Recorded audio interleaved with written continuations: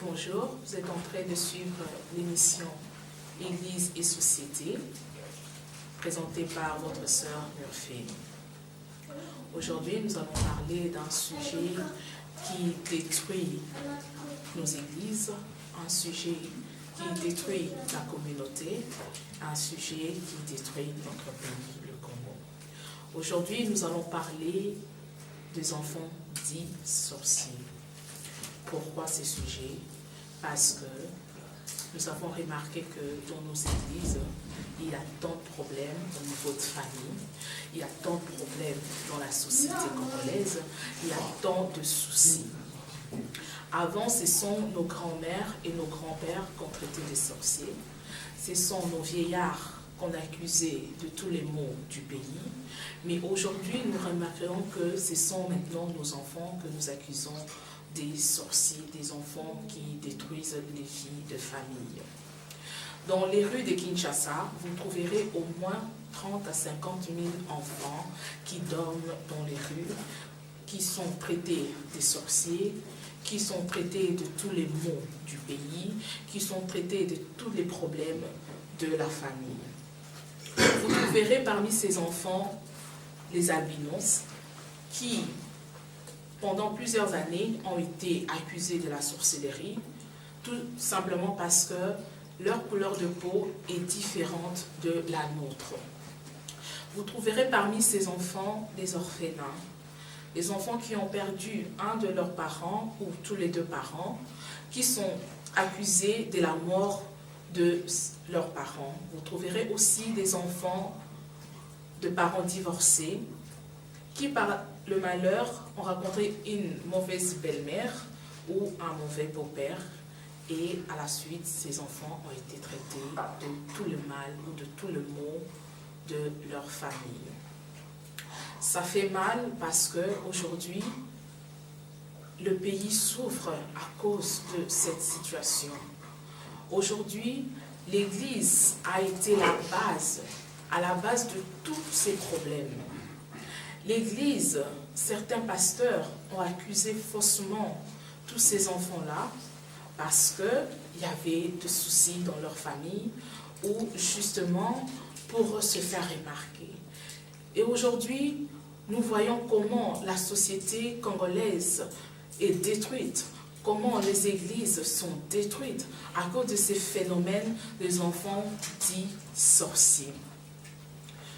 Aujourd'hui, vous remarquerez que dans chaque famille, dans chaque quartier, il y a un enfant qui a été traité de sorcier, qui a été accusé de la sorcellerie.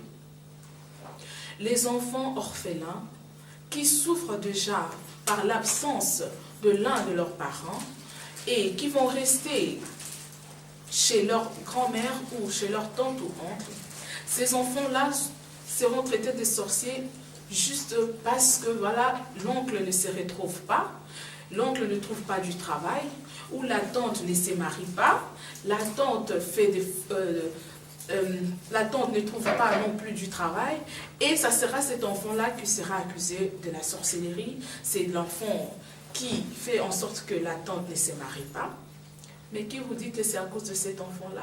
C'est peut-être le comportement de sa tante qui fait que voilà, la tante elle ne trouve pas le mariage. C'est peut-être le comportement de son oncle qui fait que voilà, il n'arrive pas à trouver du travail. Il y a des gens en Afrique ou au Congo qui se réveillent le matin pour aller chercher du travail. Ils ne vont pas chercher du travail, ils vont rester dans le coin de rue pour papoter, pour parler, pour ne rien faire. Et maintenant, la faute reviendra à cet enfant-là qui souffre déjà de l'absence de sa mère ou de son père. Cet enfant-là sera accusé à tort parce que voilà, l'oncle il traîne dans les rues, l'oncle il est tout le temps en train de jouer aux dames et autres. Non, ça sera la faute de l'enfant. Aujourd'hui, les fautes sont partagées. Vous allez voir dans une famille où le monsieur ne travaille pas, il ne s'est jamais donné aux études, c'est un pauvre, mais qui va faire 10 à 15 enfants. Dites-moi comment tu vas t'en sortir avec le 15 enfants. Et pour finir, lorsqu'il ira à l'église lui dira que non, parmi tes enfants, il y a un sorcier qui bloque ta vie. Attends, il est déjà pauvre, il ne cherche pas du travail, il ne fait aucun effort pour en trouver, et ce sont ses enfants qui seront accusés. Non, c'est lui le sorcier de sa vie. Tu ne travailles pas, tu n'as rien. Pourquoi faire autant d'enfants? Pourquoi faire autant d'enfants pour qu'à la fin, tu puisses accuser cet enfant-là ou ces enfants-là de la sorcellerie? Nos églises sont à la base de la souffrance des enfants qui traînent dans les rues de Kinshasa, qui traînent dans les rues du Congo. Nos églises sont à la base de tout ça. Hier, on accusait ces enfants de sorcellerie justement parce que certains enfants disaient que voilà, je sors de mon corps, je voyage, je fais des voyages astrales. Et aujourd'hui, nous trouverons des pasteurs aussi qui disent qu'ils sortent de leur corps, ils font des voyages astrales. Mais personne n'accuse ces pasteurs-là de sorciers. Au contraire, on les applaudit. On dit que non, ce sont des gens qui ont l'onction, ce sont des gens qui ont un niveau élevé dans la spiritualité. Et pourtant, c'est la même chose. Ils font la même chose que nos pauvres enfants qui se retrouvent dans la rue. Il y a des églises qui se sont même levées contre ces enfants pauvres. Parce que leurs parents sont pauvres, parce que leurs parents ne se retrouvent pas dans la société. Et on accuse les enfants. Non, c'est la faute du pays. Il n'y a pas du travail au Congo. Il n'y a pas du travail. Il n'y a rien du tout. C'est la faute au gouvernement, ce n'est pas la faute aux enfants. Il y a déjà la pauvreté en Afrique. Pourquoi accuser ces enfants? Après, je ne dis pas que voilà, il n'y a pas la sorcellerie en Afrique. Si, il y a la sorcellerie. Nous sommes africains. On ne va pas se voiler la face. Mais de là accuser tous les maux d'une famille ou d'une personne à un pauvre enfant qui souffre déjà, qui ne mange pas à sa faim, qui a des difficultés pour aller à l'école, qui ne sait même pas comment se vêtir, qu'est-ce qu'il faut. Même la manière de dormir, c'est difficile. Cet enfant qui souffre déjà, vous le mettez dans les rues. Vous trouverez dans la rue de Kinshasa des enfants qui ont 2 ans, 3 ans, 4 ans dormir dehors. Vous vous attendez à quoi demain pour ces enfants-là, pour ces pauvres enfants?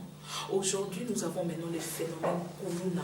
Tout ça, c'est à cause de ces genres de choses. Ce sont les enfants de la rue. Ce sont ces enfants-là qui dormaient, les Shege, qui sont devenus Kuluna. Aujourd'hui, maintenant, même les églises payent de conséquences de tous ces phénomènes-là. Même aujourd'hui, la société congolaise paye à cause de ces phénomènes-là. Des enfants dits sorciers. Nos enfants souffrent, nos enfants pleurent à cause des faux pasteurs qui se sont levés un jour pour élever le nom de la sorcellerie au lieu d'élever le nom de Christ, pour élever le nom du diable au lieu d'élever le nom de Christ. Lorsqu'on a Christ en nous, pourquoi avoir peur de la sorcellerie? Qui vous dit que parce que vous avez mis ces enfants-là dehors, qu'il ne va pas vous en sorcellerie? La sorcellerie, c'est un esprit. Ça s'est guéri, c'est comme une maladie. Ça s'est guéri. Lorsqu'un pasteur te dit que non, voilà, ton enfant est sorcier, dis-lui, gloire à Dieu. Prie maintenant pour mon enfant, afin que cet enfant-là soit guéri. Ne te dis pas que non, on va mettre cet enfant-là dehors parce que mon pasteur m'a dit que non, mon enfant est sorcier, je veux le jeter dehors, qu'il ne vienne plus chez moi, je ne veux plus le voir. Non, non, qui te dit que parce qu'il est dehors, il ne va pas venir détruire ta vie? Non, c'est un esprit. Dis au pasteur, gloire à Dieu, comme Dieu t'a montré que mon fils ou ma fille est sorcier, c'est mieux qu'on puisse prier afin que l'Éternel le délivre. La sorcellerie, c'est quoi? Christ en nous est plus fort que les sorciers. Aujourd'hui, nous avons élevé le nom du diable partout à Kinshasa. Les gens commencent même à avoir peur des autres. Non, parce que non, on m'a dit que l'autre est sorcier. On m'a dit que l'autre c'est ci. On m'a dit non, et toi tu n'as pas peur de lui, c'est un sorcier. Non, on doit plus avoir peur du nom de Christ et non avoir peur du nom de sorcier. Les sorciers, c'est quoi? S'il y a des sorciers à l'église, mais que le pasteur puisse prier, que ceux qui ont l'Esprit de Dieu puissent prier afin de délivrer tous ces enfants sorciers. Aujourd'hui, un enfant de 15 ans, 16 ans qui fait pipi au lit, on le traite de sorcier. Peut-être qu'il est malade, il souffre de l'énérésie. Ça se soigne. Mais on voit le mal partout, on voit les sorciers partout. Jusqu'à ce que les gens même commencent à avoir peur d'aller manger chez les autres. Les gens commencent à avoir peur d'accueillir les gens chez eux à la maison. Les gens, non, toi tu accueilles cette personne-là chez toi à la maison. Tu ne connais pas son état d'âme. Quel état d'âme? prie pour la personne. Si tu as Christ en toi, prie. Et un enfant de Dieu ne peut pas avoir peur d'un sorcier. Celui qui a Christ est plus fort que celui qui a le genre de ce monde. Comment se fait-il que voilà, nous qui avons Christ en nous, nous avons peur des sorciers, nous avons peur même d'aider les gens. Tu verras dans les rues de Kinshasa, si tu veux, par exemple, donner l'argent à un enfant de la rue, les gens te diront non, non, non, ne donne pas ton argent à cet enfant-là, il va bloquer ton finance, il va bloquer toutes tes finances, il va bloquer ta vie. Mais attends, tu as Christ en toi, comment cet enfant-là peut te bloquer? C'est vrai que voilà, il y a des combats dans nos vies, mais ça ne veut pas dire que voilà, tes combats-là vont demeurer éternellement. Lorsqu'on a Christ, on a toujours des combats. Lorsque le niveau de spiritualité augmente, le diable ne te laissera pas. C'est tout à fait normal. Mais dès là, à dire que non, toutes les souffrances de ce monde, on va les attribuer à ces pauvres enfants. Ça fait très mal au cœur. Aujourd'hui, si l'Église, corps du Christ, était unie, nous ne retrouverons plus ces enfants-là dans les rues de Kinshasa, ni dans les rues du Congo. Si aujourd'hui, l'Église, qui est à la base de ces phénomènes, des enfants dits sorciers, s'est réunie aujourd'hui pour dire que voilà, nous allons créer des institutions pour que ces enfants-là apprennent à lire, pour que ces enfants-là apprennent une formation. Nous allons créer des orphelinats pour que ces enfants-là trouvent un endroit où dormir. Je pense que nous n'aurons plus les phénomènes Kuluna, nous n'aurons plus les phénomènes enfants de la rue, nous n'aurons plus les phénomènes chéris. Ça fait mal de voir que voilà, un enfant, une mère qui rejette son enfant parce qu'on lui a dit que voilà, ton enfant, il fait, comme il fait pipi au lit, ça en sort. Non, prie pour ton enfant, dors par terre. S'il faut jeûner, fais le jeûne, 40 jours, 50 jours, comme tu veux. Mais pour que ton enfant puisse être délivré, nous devons arrêter de chasser nos enfants. Nous devons arrêter de détruire l'avenir de nos enfants, car ils sont l'avenir même de l'Église. Nos enfants sont l'avenir du pays. Nos enfants sont l'avenir, même aujourd'hui, de leurs parents, parce que nous savons nous tous que voilà, en Afrique, il n'y a pas la pension. Ce sont des enfants qui sont considérés comme des pensions de leurs parents. Mais aujourd'hui, maintenant, si vous rejetez tous vos enfants, parce qu'on vous a dit que non, voilà, si tu n'as pas une promotion dans ton travail, c'est à cause de ton enfant. Qui te dit ça? Mais tu trouveras les mêmes personnes, les mêmes églises. Tu trouveras dans ces églises-là des occultistes, mais qui donnent leur offrande, qui donnent les dîmes. On ne leur dira pas que non, le pasteur ne lui dira pas que non, voilà, tu es occultiste, je ne peux pas prendre ton argent, ou il ne faut pas mettre ta dîme ici. Non, non, le pasteur ne dira pas ça, parce qu'il sait que voilà, il y a son intérêt là-dedans. Tous les enfants ne sont pas sorciers. Tous les orphelins ne sont pas sorciers. Tous les enfants de parents divorcés ne sont pas sorciers. Les albinos non plus ne sont pas forcément ne sont pas sorciers. Il ne faut pas que, voilà, dans l'église, il y ait tellement de problèmes. L'église doit être une solution. L'église doit être un endroit où les gens puissent retrouver la paix. L'église doit être un refuge pour le chrétien. Et non, l'église doit détruire ses enfants. Parce qu'aujourd'hui, l'église détruit beaucoup de filles. Aujourd'hui, beaucoup de familles se sont séparées à cause de l'église. Aujourd'hui, ces enfants-là pleurent. Voilà pourquoi même dans nos églises, on ne voit plus la main de Dieu. C'est à cause de ça, parce que nous combattons Dieu. Et dit la Bible nous dit, Dieu est le père des orphelins. Lorsque nous combattons ces enfants-là, directement nous combattons Dieu. S'il y a des sorciers dans ton église, cher pasteur, prie pour eux. Au lieu de dire non, jetez ces enfants-là dehors.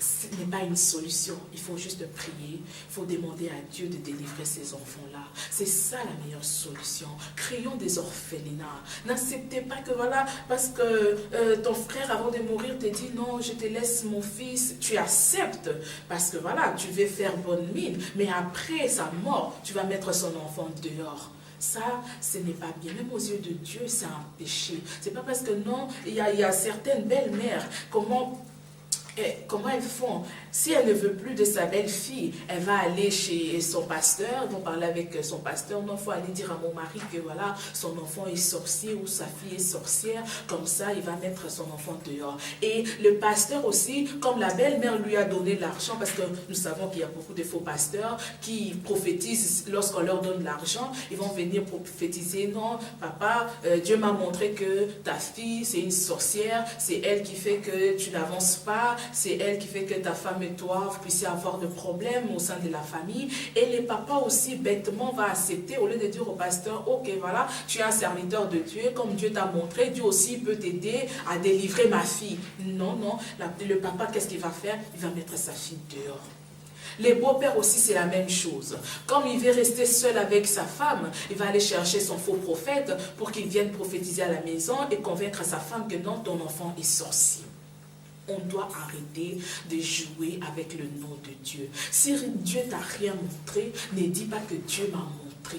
Si tu sais que non, cet enfant-là n'est pas sorcier, il ne faut pas aller dire que non, cet enfant-là est sorcier. Avant, on accusait nos grands-mères, on accusait nos grands-pères des sorciers. On disait tous les mots de la famille, c'était eux. Mais non, ça retombe sur nos enfants. Un enfant surdoué, on le traite de sorcier. Les autres avancent, nous on n'avance pas. Parce qu'on voit le sorcier partout. Il y a même un pasteur qui a dit, vous commencez à voir le sorcier partout. Mais c'est la faute de qui? C'est la faute des pasteurs si on voit le sorcier partout. Parce que si une femme n'accouche pas, oh non, il y a quelqu'un de la sorcellerie chez toi. Si une femme, voilà, il y a le problème de mariage, tu sais, si tu ne te maries pas parce qu'il y a des sorciers. Donc on voit les sorciers partout aujourd'hui à cause de nos chers pasteurs. Aujourd'hui, il y a même un phénomène, comment je peux dire, non, il ne faut pas manger avec tel. Et, comme tu connais son état d'esprit, tu connais... Attends, nous tous ici, nous sommes pécheurs devant Dieu. Que ce soit les pasteurs, que ce soit les diacres, que ce soit des prophètes, que ce soit les mamans pasteurs, que ce soit... Nous tous, devant Dieu, nous péchons. Nous tous, nous nous comportons pas bien parfois. Mais de là à dire que non, le mal qui m'arrive, je vais l'attribuer à quelqu'un. Il faut parfois regarder ta marche, comment tu marches avec le Seigneur, comment tu as marché avant. Parce que la Bible nous dit, tout se paye ici-bas. Lorsque tu as mal marché dans ta vie, tu vas payer les conséquences. Et les conséquences, ce n'est pas pour l'enfant ni autre chose. Voilà pourquoi nos pasteurs doivent se repentir par rapport à ça. Demander pardon à Dieu et demander pardon à tous ces enfants-là qui pleurent, ces enfants-là qui souffrent, ces enfants qui dorment dans leur rue, qu'il neige ou qu'il vente, qu'il pleuve, ces enfants sont en train de souffrir. Créer des institutions, créer des centres de formation pour ces enfants, créons tout ce qui on peut pour aider ces enfants à s'en sortir afin d'éradiquer tous ces phénomènes kuluna qui détruisent les églises, qui détruisent la réputation des églises, qui détruisent la réputation de la société, qui détruisent les vies de beaucoup. Beaucoup sont morts à cause de ces phénomènes kuluna, à cause de ces enfants qui étaient autrefois enfants de la rue et qui sont devenus kuluna. Nous devons vraiment, vraiment prier pour que, voilà, nos chers pasteurs convertissent et demandent pardon. Voilà, nous sommes arrivés à la fin de notre émission. Nous vous remercions d'avoir suivi cette émission et que Dieu vous bénisse.